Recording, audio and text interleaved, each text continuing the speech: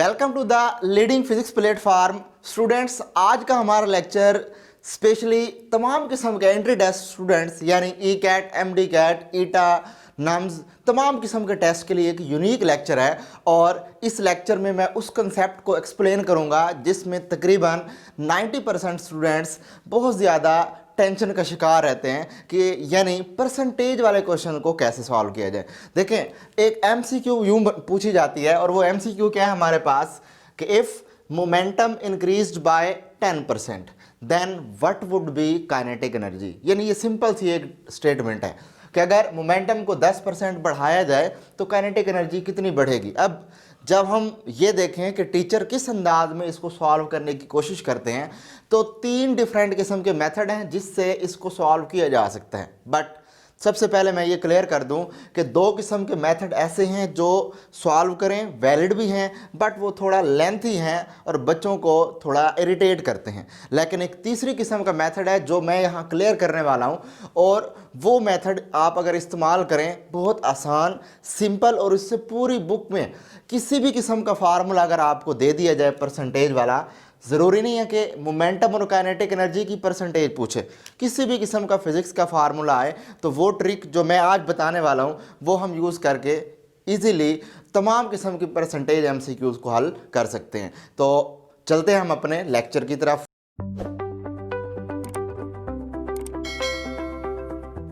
अच्छा स्टूडेंट्स, जो टीचर पहली किस्म का मेथड इस्तेमाल करते हैं इस तरह के एमसीक्यू को हल करने के लिए, वो सिंपल सा है पहली किस्म का मेथड। इस मेथड के अंदर एक्चुअली इसको सॉल्व आउट इस तरह किया जाता है कि सबसे पहले एक फार्मूला देख लें कि kinetic energy is equal to 1/2 mv² है। इसमें अगर मैं m से मल्टीप्लाई और डिवाइड करूँ तो मेरे पास रिजल्ट मिल जाएगा m² v² divided by 2m। m² v² बनता है p² के बराबर, यानी काइनेटिक एनर्जी का फार्मूला बनेगा p²/2m। यानी इस फार्मूले को पुट करके हम एक पहला मेथड यूटिलाइज करते हुए हम इसको सॉल्व करते हैं। कैसे, देखें, टीचर कहते हैं कि हम सबसे पहले इनिशियल मोमेंटम और इनिशियल काइनेटिक एनर्जी खुद से कंसिडर कर लें, और वो ज़्यादातर टीचर प्रेफर करते हैं कि 100 कंसिडर कर ली जाए। ठीक हो गया। अब उसके बाद कहते हैं कि इसके अंदर मोमेंटम को फाइनल कंसीडर करें जितना उसमें इंक्रीमेंट आया है। अब अगर सपोज इसमें 10% इंक्रीमेंट है तो final momentum is equal to initial है 100 प्लस जितना इंक्रीमेंट आया वो ऐड कर दें, यानी फाइनल मोमेंटम आ गया हमारे पास 110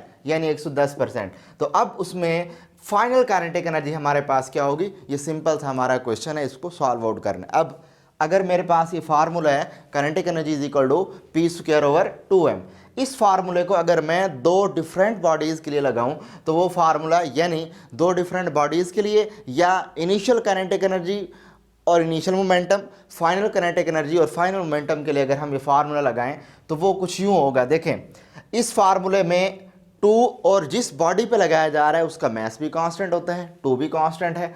इट्स मीन कांस्टेंट और इक्वल का साइन प्रोपोर्शनलिटी में रिप्लेस हो जाएगा।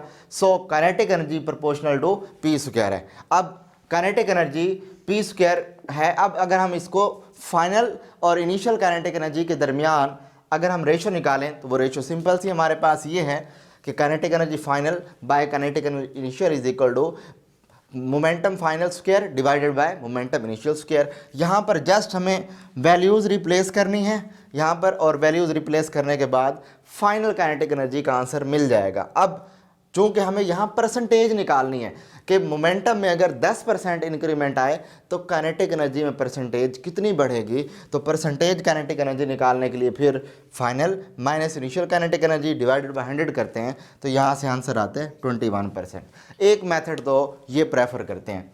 उसके बाद दूसरा मेथड जो टीचर प्रेफर करते हैं वो मेथड कहते ये हैं, इसके अंदर फ़र्ज़ कर लिया कि जितना जिस चीज़ में इंक्रीमेंट आ रहा है उसको रिप्रेजेंट करें n से, यानी सपोज यहाँ मोमेंटम का इंक्रीमेंट आ रहा है तो वो उसको n से रिप्रेजेंट करें, और वो 10% है।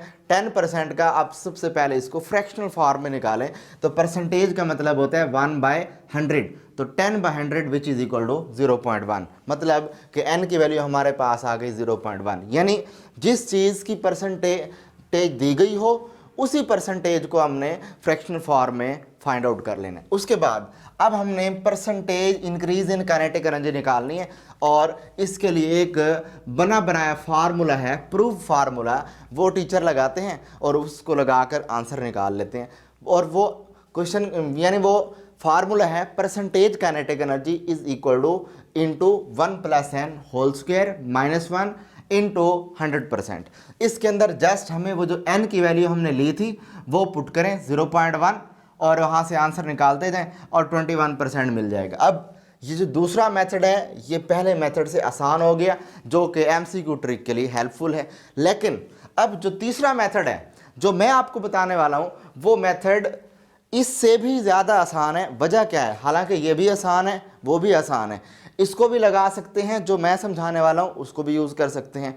अच्छा, जो मेथड मैंने समझाना है उसमें ना सिर्फ हम काइनेटिक एनर्जी और मोमेंटम की परसेंटेज इंक्रीमेंट या डिक्रीमेंट समझ सकेंगे, बल्कि इस तरह और किस्म के फार्मूले भी हैं जिनका आपस में परसेंटेज इंक्रीमेंट या डिक्रीमेंट रिलेशन निकालना चाहें तो कैसे। फ़र्ज़ कर लिया कि अगर आपको कहा जाए कि मोमेंटम बढ़ाया जाए, परसेंटेज काइनेटिक एनर्जी कितनी बढ़ेगी, या मोमेंटम इतने % डिक्रीज़ कर दिया है तो काइनेटिक एनर्जी कितने % डिक्रीज़ होगा। सिमिलरली अगर किसी सर्कल का रेडियस बढ़ा दिया जाए, कुछ परसेंटेज दे दी जाए, तो उसका एरिया कितना बढ़ जाएगा, या रेडियस कम करने से उसका एरिया कितना % कम हो जाएगा। इसी तरह अगर हम देखें सिंपल पेंडुलम का टाइम पीरियड अगर कुछ भी % दे दिया जाए, बढ़ा दे, तो उसके लेंथ कितने % बढ़ जाएगी, या उसका टाइम पीरियड इतने % कुछ किसी भी % कम कर दें तो लेंथ कितने % कम हो जाएगी।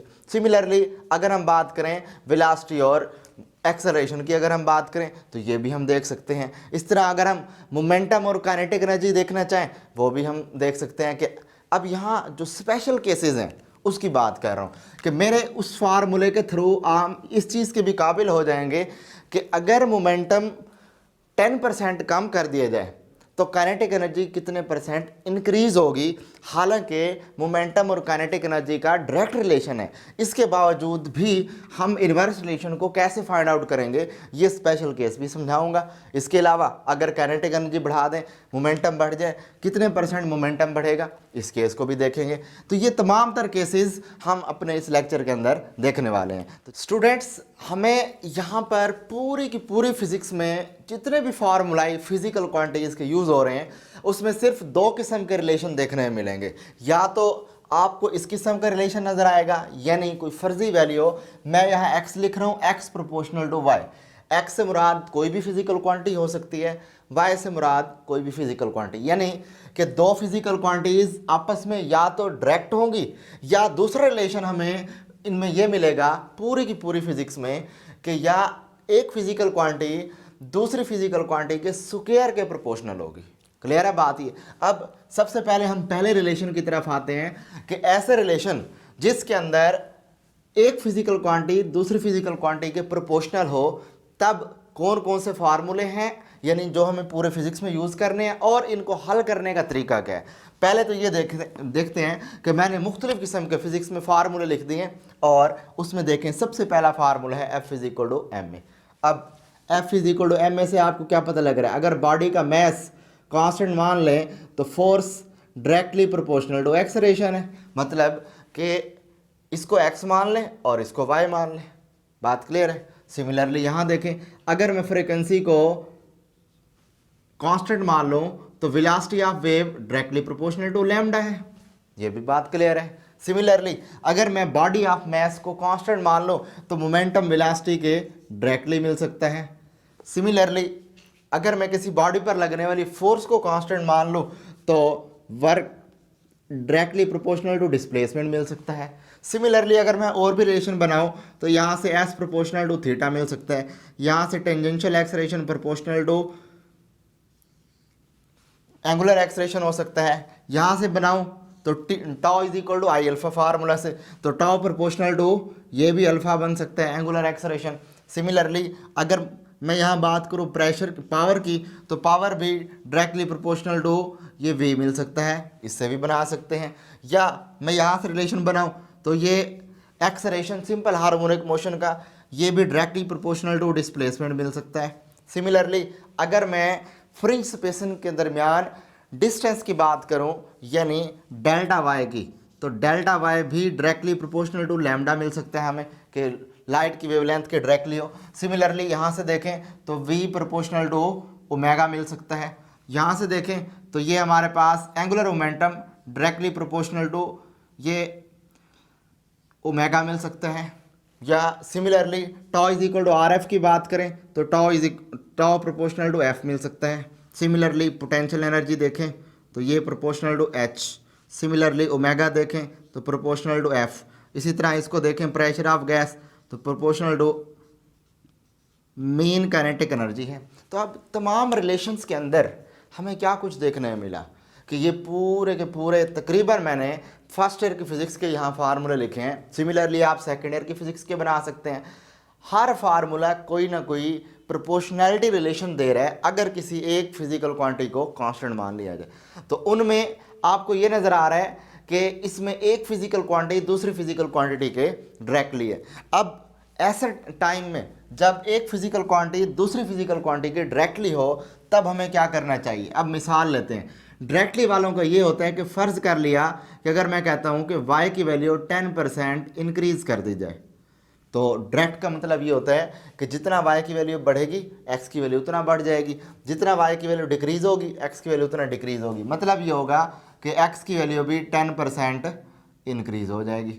सिमिलरली अगर मैं कहूँ कि y की वैल्यू 10% डिक्रीज़ हो जाए तो x की वैल्यू कितनी होगी, x की वैल्यू भी 10% डिक्रीज़ हो जाएगी। बात क्लियर है। अब यहाँ से जिस भी किस्म का ये फार्मूला आ जाए तो अब आपको प्रोपोर्शनैलिटी की बात कर ले कि अगर फ़र्ज़ करें वो आपको कहे कि एक्सेलरेशन 10% बढ़ गया है तो फोर्स कितने परसेंट बढ़ेगी, 10%। क्यों?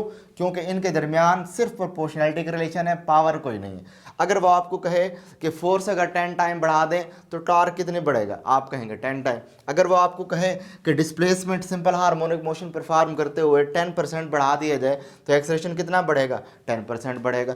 अगर वो आपको कहे कि लाइट की वेवलेंथ 10% या सपोज लाइट की वेवलेंथ 20% बढ़ जाए तो स्क्रीन पर नज़र आने वाली फ्रिंज स्पेसिंग का दरमियानी डिस्टेंस क्या होगा, तो आप कहेंगे वो भी 20% इंक्रीज़ हो जाएगा। या इंक्रीज़ या डिक्रीज़, यानी ये सिंपल सा एक मेथडोलॉजी है जिसके ज़रिए जितने परसेंट इंक्रीज़ का कहे दूसरी क्वांटिटी उतने परसेंट इंक्रीज़ होगी, या एक क्वांटिटी जितने परसेंट डिक्रीज़ का कहे दूसरी क्वांटिटी भी उतने परसेंट डिक्रीज़ होगी। क्लियर है बात ये।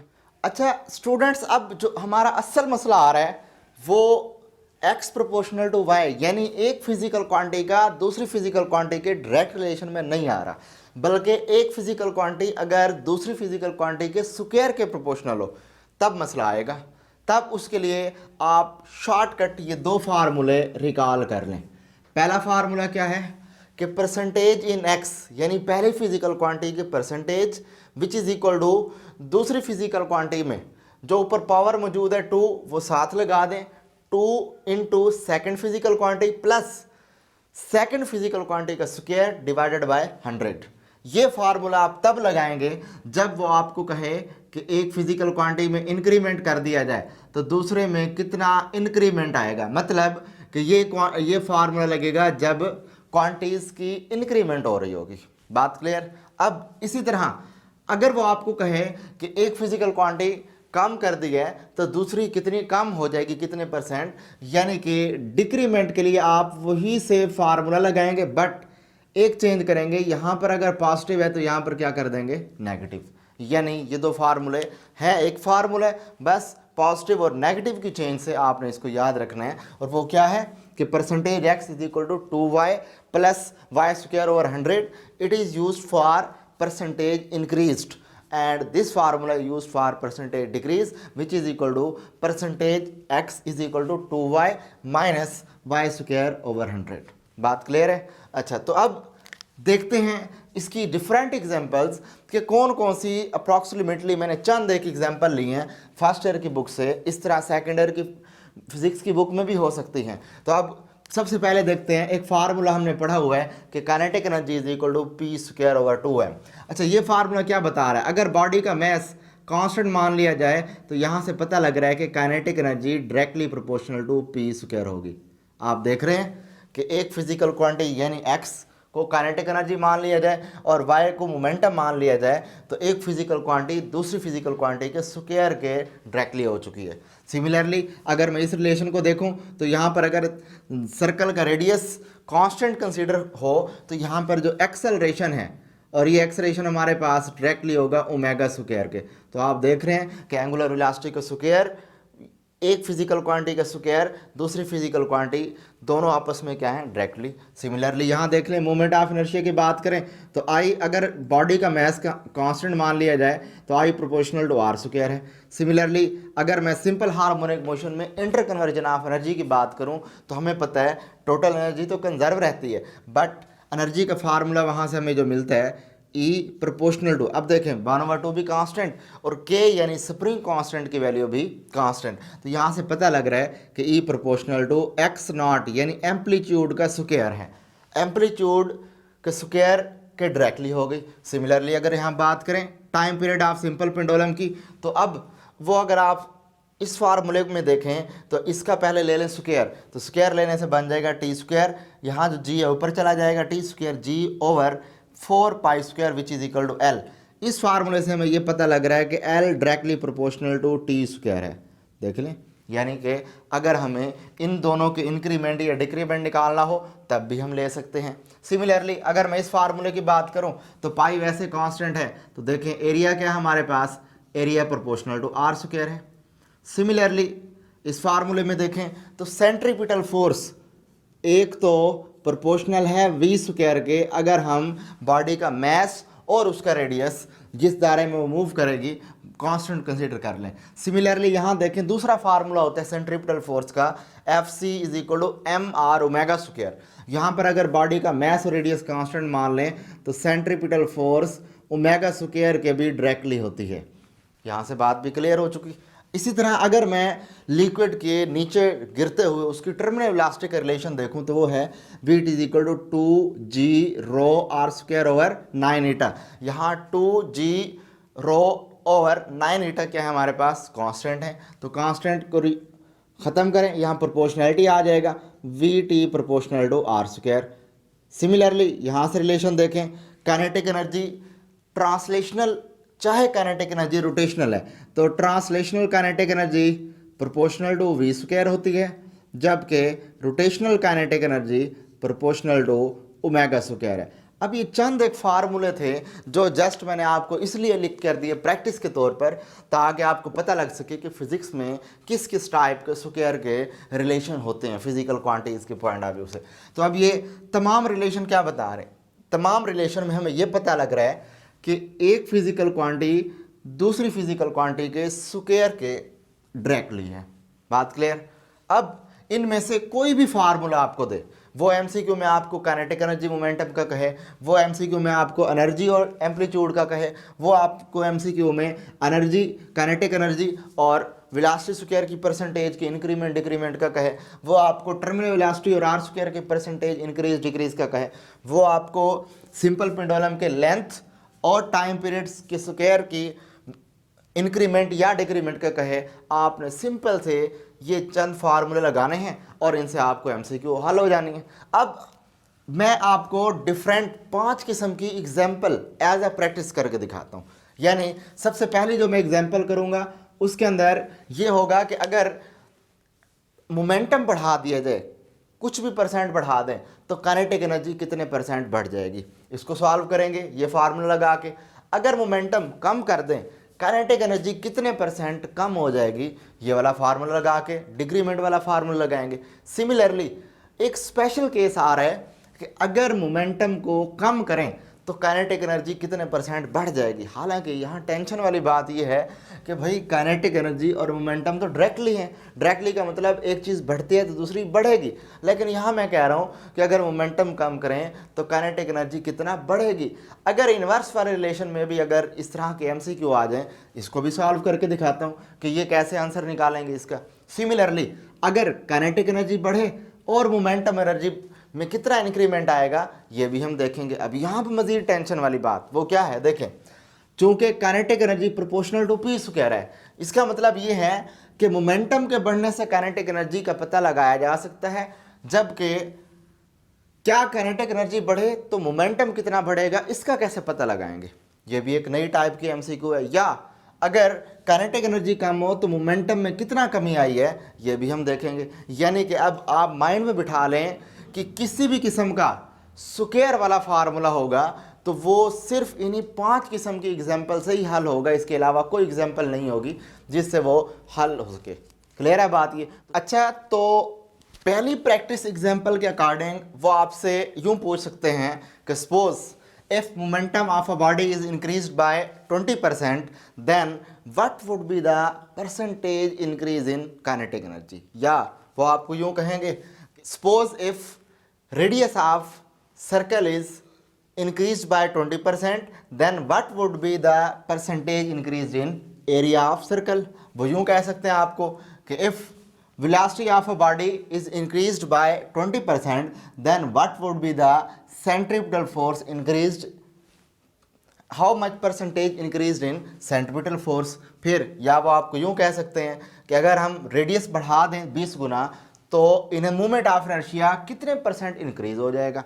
यूँ पूछ सकते हैं वो आपसे कि अगर हम इसको टाइम पीरियड, सिंपल पेंडुलम का टाइम पीरियड 20% बढ़ा दें तो बताएं सिंपल पेंडुलम की लेंथ कितने परसेंट इंक्रीज पड़े। यानी ये तमाम तर चीज़ें हम इजीली कर सकते हैं, सिंपल पेंडुलम और लेंथ का भी हो सकता है।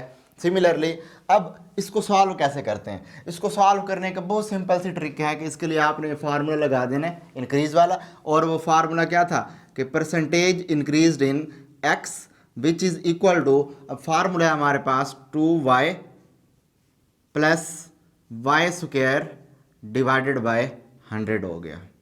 बात क्लियर है? अब परसेंटेज x से मुराद क्या है?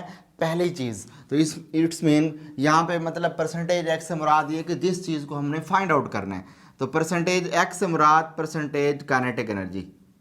क्लियर बात? इनटू 2y से मुराद ये कि जो हमें गिवन होगी, 2y की जगह क्या आ जाएगा percentage in p, 2p plus यहाँ पर y की जगह क्या आ जाएगा p square divided by 100। Just values replace करें, 2 इंटू पी की वैल्यू 20 है प्लस यहाँ पर क्या आ जाएगा 20 स्क्वायर डिवाइडेड बाय 100। तो अब यहाँ से इसको मज़ीद एलेबोरेट करें तो यहाँ से मिल जाएगा हमारे पास 40 प्लस यहाँ पर 20 स्क्वायर 400 डिवाइडेड बाय 100 हो गया। तो 40 प्लस यहाँ पर 4 विच इज़ इक्वल टू 44% है। यानी कि परसेंटेज काइनेटिक एनर्जी कितनी होगी? काइनेटिक एनर्जी में इंक्रीमेंट 44% आएगा। यानी कि अगर मोमेंटम 20% बढ़े तो काइनेटिक एनर्जी 44% बढ़ जाएगी।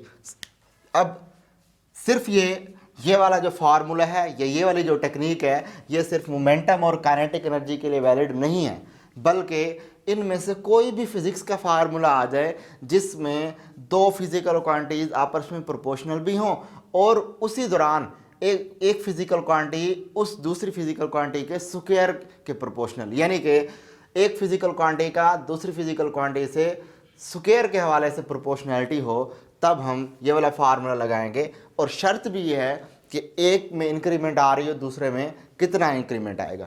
दूसरी किस्म की एग्जांपल है, उसके अंदर देखते हैं। अब वही सेम उसी स्टेटमेंट को मैंने रिपीट कर दिया कि अगर मोमेंटम 20 गुना कम कर दिया जाए तो काइनेटिक एनर्जी कितने परसेंट बढ़ जाएगी। या वो यूं पूछ सकते हैं कि अगर रेडियस 20 गुना कम कर दिया जाए, 20% कम कर दिया जाए तो मूवमेंट ऑफ इनर्शिया कितने परसेंट कम हो जाएगा। सिमिलरली वो आपसे यूँ पूछ सकता है कि अगर रेडियस, ड्रॉपलेट का रेडियस 20% कम कर दिया जाए तो उसकी टर्मिनल वेलोसिटी कितने परसेंट डिक्रीज हो जाएगी। तो इस तरह की तमाम तरह एमसीक्यूज आपसे किसी भी फिजिकल क्वांटिटी या फार्मूले को यूज़ करके वो आपसे पूछ सकता है। तो अब इसके लिए डिक्रीज के लिए आप क्या लिखेंगे? Percentage in x which is equal to 2y। अब जब यहाँ जहाँ पे पॉजिटिव था वहाँ पर क्या आ जाना है नेगेटिव, यहाँ पर आएगा हमारे पास वाई स्क्वायर ओवर 100 मिल गया। अब यहाँ वैल्यू पुट करें, 2 इंटू वाई की वैल्यू 20 माइनस यहाँ 20 स्क्वायर डिवाइडेड बाय 100 आ जाएगा। सिमिलरली यहाँ 40 माइनस यहाँ 400 डिवाइडेड बाय 100, यहाँ से हमें आंसर मिला 40 माइनस यहाँ पर 4 मिला, तो 36% ये डिक्रीज आएगी परसेंटेज इन x। यानी x के मुराद ये कि काइनेटिक एनर्जी में 36% डिक्रीज आएगी अगर मोमेंटम 20% डिक्रीज कर दिया जाए। तो ये दो टाइप की हमारे पास एग्जांपल हो गई। इसी तरह एक तीसरी टाइप की हमारे पास एग्जांपल पूछी जा सकती है, वो आपको कहें फर्ज कर लिया कि if momentum is decreased by 20%, अगर मोमेंटम 20 गुना कम कर दें, then how much percentage increase in kinetic energy, यानी एक चीज़ को कम करें तो दूसरी चीज़ कितना बढ़ेगी। सिंपल सी बात है भाई, यहाँ पे चूंकि इन सब के अंदर डायरेक्टरी रिलेशन है, यानी ये वाला फार्मूला डायरेक्ट के पॉइंट ऑफ व्यू से वैलिड है, और वो पूछ रहे हैं हमसे कि एक चीज़ कम हो तो दूसरी चीज़ कितना बढ़ेगी। सिंपल सी लॉजिक है कि अगर ये कम है तो जाहिर सी बात है काइनेटिक एनर्जी भी कम होगी। तो सिंपल इसका आंसर ये होगा, ना यहाँ कोई फार्मूला लगेगा, कुछ भी नहीं, सिंपल आप आंसर ये कहेंगे कि 0% इंक्रीज आए। क्यों? क्योंकि मोमेंटम डिक्रीज करने से काइनेटिक एनर्जी डिक्रीज होगा, ना कि इंक्रीज। तो इसका आंसर होगा 0%। क्लियर है बात ये? अच्छा स्टूडेंट्स, इस टॉपिक की हमारे पास जो दो लास्ट टाइप की एग्जांपल्स हैं जिसमें एमसीक्यूज पूछी जा सकती हैं, इसमें बच्चों को बहुत ज़्यादा क्रिटिकल सिचुएशन में से गुजरना पड़ेगा। कैसे? कि फ़र्ज कर लें वो अब आपको कहें, यानी हम पढ़ चुके हैं कि kinetic energy proportional to momentum square है। अगर मोमेंटम बढ़ाएं तो काइनेटिक एनर्जी बढ़ेगी, मोमेंटम कम करें काइनेटिक एनर्जी कम होगी। तो ये तो हमें बात समझ भी आती थी कि अगर वो मोमेंटम की परसेंटेज बढ़ने का कहता तो काइनेटिक एनर्जी की परसेंटेज हम निकाल सकते थे, या मोमेंटम की परसेंटेज कम होने का कहता तो हम काइनेटिक एनर्जी की परसेंटेज कितनी कम हुई वो भी निकाल सकते थे। बट अब उसने उसका उलट कर लिया है। मेन अब वो ये कह रहा है कि अगर काइनेटिक एनर्जी को 44% बढ़ा दें तो बताएं मोमेंटम कितने परसेंट इंक्रीज हो जाएगा, यानी उसके उलट चल रहा है। इसका मतलब अब हमें यहाँ पर क्रिटिकल सिचुएशन में गुजरना पड़ रहा है। अब वो क्या है क्रिटिकल सिचुएशन? इस तरह हमें नहीं पता लग रहा कि किस में इंक्रीमेंट आया और किस में नहीं आया। इस तरह के एमसीक्यूज को हल करने के लिए हम दो किस्म के मेथड इस्तेमाल करते हैं। सबसे पहला मेथड होता है एलिमिनेशन मेथड, ये एलिमिनेशन मेथड है जी। और दूसरी किस्म का मेथड इस्तेमाल करेंगे जिसे हम नाम देंगे बैकअप मेथड। बात क्लियर है? इस एक एमसीक्यू को हल करने के लिए दो किस्म के मेथड इस्तेमाल हो रहे हैं। एक एमसीक्यू को सॉल्व करने की एलिमिनेशन टेक्निक, जिसमें हम प्रिडिक्शन यूज़ करेंगे और कोई सी 2 या 3 ऑप्शंस को या एक ऑप्शन को एलिमिनेट कर देंगे। उसके बाद फिर बैकअप मेथड क्या होता है? बैकअप मेथड ये होता है कि जिसके अंदर एक फार्मूला गिवन हो, ऑप्शंस 1 या 2 जो भी ऑप्शन दिए गए होंगे, हर ऑप्शंस को अपने फार्मूले में पुट करेंगे और हम उससे आंसर लेंगे। तो सबसे पहले हम देखते हैं कि एलिमिनेशन मेथड के ज़रिए सबसे पहले इन 4 ऑप्शन में से कोई से 2 या 3 या 1 ऑप्शन एलिमिनेट कर सकते हैं। वो कैसे करेंगे? देखिए, हमें पता है कि kinetic energy proportional to p square है। देखें, हम जानते हैं, बात क्लियर है। अब फ़र्ज़ कर लिया, एक गैस कर रहे हैं कि अगर फ़र्ज़ कर लिया कि 2% मोमेंटम इंक्रीज कर दिया जाए तो आपकी थिंकिंग क्या कहती है? सोचें ज़रा। आपकी थिंकिंग यह कहेगी कि चूंकि पी के ऊपर स्क्वायर है, इसका मतलब अगर इसको 2% की है तो काइनेटिक एनर्जी कितने परसेंट इंक्रीज होनी चाहिए? 4 गुना इंक्रीज होनी चाहिए। सिंपल सी बात है। इसके बरक्स अब वो क्या कहता है कि काइनेटिक एनर्जी अगर 44% बढ़ा दी जाए तो मोमेंटम कितना होगा? देखें ऊपर वाली सिचुएशन में कि अगर यहाँ पर काइनेटिक एनर्जी 4% थी तो मोमेंटम उससे कम है। इसी तरह वो कह रहा है कि अगर काइनेटिक एनर्जी 44% हो तो मोमेंटम कितना होगा? अब सिंपल सी लॉजिक है कि हमारा जवाब यानी इंक्रीज इन मोमेंटम जो होगी वो 44% से कम होगी, यानी कि ये हमारा जो ऑप्शन होना चाहिए वो लेस देन कितना हो जी? लेस देन 44% होना चाहिए। अब इन ऑप्शंस के अंदर वो ऑप्शंस जो 44% से ऊपर वाले यानी बड़े ऑप्शंस होंगे उनको एलिमिनेट कर देंगे। इसके अंदर देखें, अल्फ़ा ऑप्शन, बीटा ऑप्शन, ये दोनों 44% से कम है तो ये रहने दें। इसके बरक्स ये जो चार्ली ऑप्शन है 50 है, 44 से बड़ा है, इसको ख़त्म कर दें। इस तरह ये डेल्टा ऑप्शन है 100, 44 से बड़ा है, इसको भी ख़त्म कर दें। यानी कि अब हमारे पास आसानी हो गई, हमने एलिमिनेशन मेथड यूज़ करके 2 ऑप्शंस ख़त्म कर दिए। अब हमारे पास बच चुके हैं सिर्फ 2 ऑप्शंस। उन दो ऑप्शन में से डिसाइड करना है कि कौन सा ऑप्शन करेक्ट है। बात क्लियर है। अब हम इस्तेमाल करने वाले हैं यहाँ बैकअप मेथड। बैकअप मेथड ये होता है कि हम जो ऑप्शंस हमारे पास मौजूद होती हैं उन ऑप्शंस में से एक एक ऑप्शंस को अलग अलग हम अपने फार्मूले में यूज़ करते हैं और यूज़ करके हम आंसर लेते हैं। अगर वो आंसर हमारी दी गई स्टेटमेंट के अकॉर्डिंग मिल जाए तो हम कहते हैं कि ये वाला ऑप्शन करेक्ट है। फ़र्ज़ कर लिया कि मैं अब चूँकि एक में इंक्रीमेंट है दूसरे में इंक्रीमेंट है, इंक्रीमेंट वाला फार्मूला हमारे पास है percentage in x which is equal to 2y plus y square over 100। ये हम पढ़ चुके हैं। अब यहाँ गौर करना है आपने कि इनमें से अब सबसे पहले मैं 10 लेकर पुट करता हूँ। देखें यहाँ पर 2 इंटू 10 कितना आंसर मिला, 2 इंटू 10 20 प्लस यहाँ 10 का स्क्वायर है तो 100 हो जाएगा, 100 बाय 100 आंसर 1 मिल गया। तो 20 प्लस 1 आंसर 21 मिलेगा, जबकि हमें कितना चाहिए 44% चाहिए। यानी यहाँ से वाज़ेह हो गया कि अल्फा ऑप्शन भी नहीं है इसका करेक्ट। बाकी बच गया बीटा ऑप्शन। इट्स मीन हमारा बीटा ऑप्शन ही करेक्ट होगा, सिर्फ एक बच चुका है। चेक करके देख लेते हैं। यानी कि अब मैं 20 वाली वैल्यू यहाँ पुट करता हूँ, 2 into 20 plus 20 square divided by 100। तो यहाँ 40 प्लस यहाँ पर मिल जाएगा 400 डिवाइडेड बाय 100। तो यहाँ से कैंसिल आउट हो गया, आंसर मिल गया 44%। तो देखें ये 44% उसके बराबर है। पता ये लगा कि अगर 20% हो तो ये 44 आ सकता है। यानी कि 44% इंक्रीमेंट अगर लेनी है हमने तो 20% मोमेंटम इंक्रीज शेप में हमें मिलना चाहिए। तो 20 वाला हमारे पास करेक्ट ऑप्शन है। अब ये तमाम तर चीज़ें किसी भी फार्मूले में लगा लें, वो आपको क्या कहे, काइनेटिक एनर्जी मोमेंटम की बजाय वो एरिया ऑफ सर्कल और रेडियस की बात कर ले, वो आपसे टर्मिनल वेलोसिटी और रेडियस की बात कर ले, वो आपसे काइनेटिक एनर्जी और एंगुलर वेलोसिटी की बात करके एमसीक्यू पूछ सकता है। अब आपने सिर्फ क्या करना होगा, आपने सिर्फ जहां एक्स और वाई दिया गया है उसी के अकॉर्डिंग इन फार्मूलाई के मुताबिक काइनेटिक एनर्जी या ओमेगा पुट कर सकते हैं, टर्मिनल वेलोसिटी और रेडियस पुट कर सकते हैं, सेंट्रीपिटल फोर्स और वेलोसिटी पुट कर सकते हैं, सेंट्रीपिटल फोर्स और ओमेगा स्क्वायर पुट कर सकते हैं।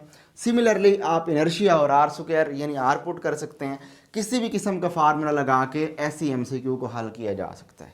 बात क्लियर है, बट कंसेप्ट यही रहना है। सिमिलरली फाइनल हमारे पास लास्ट टाइप की एग्जांपल कैसे पूछी जा सकती है। फर्ज कर लें, अब मैं यहाँ पर काइनेटिक एनर्जी मोमेंटम वाली एग्जांपल नहीं ले रहा ताकि आपको दूसरी टाइप की एग्जांपल भी मैं समझा सकूं। तो फ़र्ज़ कर लिया कि अगर मोमेंटम 19% कम कर दिया जाए तो बताएं रेडियस कितना कम होगा। सिंपल सी लॉजिक है कि हमें यहाँ पता लग रहा है कि area proportional to are square है। मीन कि अगर दायरे का रेडियस बढ़ाएंगे तो एरिया बढ़ेगा, दायरे का रेडियस कम करेंगे तो एरिया कम होगा। लेकिन यहाँ वो बता रहे हैं कि अगर एरिया कम कर दें तो रेडियस कितना होगा, यानी उसके क्रॉस वो यानी कि उलट वो पूछ रहे हैं आपसे। तो अब इस तरह की सिचुएशन में भी अगेन वही काम करेंगे। सबसे पहला काम क्या होगा, एलिमिनेशन मेथड हमने यूज़ कर रहे हैं। दूसरे नंबर पर क्या होगा, बैकअप मेथड यूज़ करना है। तो सबसे पहले ये वाला रिलेशन लिख देता हूँ, और वो रिलेशन हमारे पास है A is equal to A proportional to are square. अब ये रिलेशन हमें क्या बताएगा, ये रिलेशन हमें ये बता रहा है कि अगर फ़र्ज़ कर लिया कि इसकी रेडियस की वैल्यू 2% कम कर दी जाए तो एरिया की वैल्यू 4 गुना कम हो जाएगी। ये तो बात सिंपल है, चूंकि स्क्वायर है। सिमिलरली उसने कहा कि अगर एरिया को 19 गुना कम कर दिया जाए, 19% कम कर दें, ये हो गया जी 19% कम। अब देखें, चूंकि यहाँ एरिया 4% कम था तो रेडियस का आंसर इस 4 से छोटा है। इट्स मीन अगर यहाँ वो कहे एरिया 19% कम कर दिया जाए तो क्लियर है कि हमारा आंसर जो रेडियस वाला है वो लेस देन 19% आना चाहिए। बात क्लियर है। अब इसके लिए सबसे पहली चीज़ कि वो हमारे ऑप्शंस जो 19% से बड़े ऑप्शन है वो आपने ख़त्म कर देने हैं। अब 19% से कौन से ऑप्शन बड़े हैं, एक पहला 20% है, इसका मतलब ये ख़त्म हो गया, ये हमारा आंसर नहीं हो सकता। इस तरह 19% उसने कहा 19 से छोटे, 19 भी नहीं, इसका मतलब हमारा बीटा ऑप्शन भी गलत हो गया। अब बाकी बच चुके हैं दो ऑप्शन, चार्ली ऑप्शन और डेल्टा ऑप्शन। चार्ली ऑप्शन में अब हम फार्मूला लेते हैं, फार्मूला डिक्रीज के लिए होता है percentage in x which is equal to 2y minus y square divided by 100 आ गया। अब यहाँ पर परसेंटेज चार्ली और डेल्टा ऑप्शन है, सबसे पहले हम चार्ली ऑप्शन पुट करते हैं। क्या चार्ली ऑप्शन पुट करने से हमें 19% जवाब मिलेगा? अगर तो चार्ली ऑप्शन पुट करने से 19% जवाब आ गया तो हम कहेंगे कि चार्ली ऑप्शन करेक्ट है। या फिर हम डेल्टा ऑप्शन पुट करेंगे इस फार्मूले में, डेल्टा ऑप्शन पुट करने से हमें 19% आंसर आ गया तो तब हम कहेंगे कि डेल्टा ऑप्शन करेक्ट है। यानी कि ये अब हम बैकअप मेथड इस्तेमाल कर रहे हैं जिसमें ऑप्शंस को इस्तेमाल करके हम फार्मूले में पुट करके आंसर लेना चाह रहे हैं। तो अब देखते हैं परसेंटेज लेना चाह रहे हैं। अब परसेंटेज इन एरिया कैसे होगी कि एरिया की परसेंटेज 19% आती है या नहीं आती वो देख रहे हैं। तो सबसे पहले 2 इंटू चार्ली ऑप्शन पुट किया है वो क्या है हमारे पास 0 प्लस यहाँ क्या आएगा 0 स्क्वायर डिवाइडेड बाय 100। क्या पता लग रहा है यहाँ से 0 प्लस 0 और समथिंग जवाब क्या आ गया 0। इसका मतलब यहाँ से हमारा ऑप्शन 0% आ रहा है जो कि गलत ऑप्शन है। हमें कितना चाहिए 19% इंक्रीज चाहिए। इट्स मीन 19% इंक्रीज हासिल करने के लिए हमें क्या करना पड़ेगा, यहाँ पर हमें दोबारा अब डेल्टा ऑप्शन का ऑप्शन पुट करना होगा। तो मैं यहाँ डेल्टा का पुट कर लेता हूँ। 2 इंटू डेल्टा की वैल्यू 10 है, 10 माइनस यहाँ y की वैल्यू 10 स्क्वायर डिवाइडेड बाय यहाँ पर 100 आ गया। तो 2 इंटू 10 कितना मिल गया हमारे पास 20 माइनस यहाँ 10 स्क्वायर 100 बाय 100। तो यहाँ से कैंसिल आउट होकर आंसर मिल गया 20%। हमें कितना चाहिए था, बल्कि यहाँ 20 माइनस 100 बाय 100 यहाँ से मिलेगा हमें 1, तो 20 माइनस 1 आंसर मिल गया 19%। हमें 19 ही चाहिए था। तो यहाँ से पता लगा कि चार्ली ऑप्शन रॉन्ग है और डेल्टा ऑप्शन हमारे पास करेक्ट है।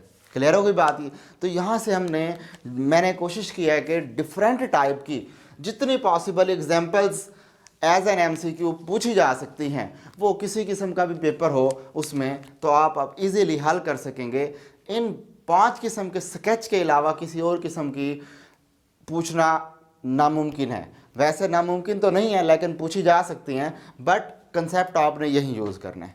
बात क्लियर हो गई। तो मिलते हैं हम अपने अगले लेक्चर में।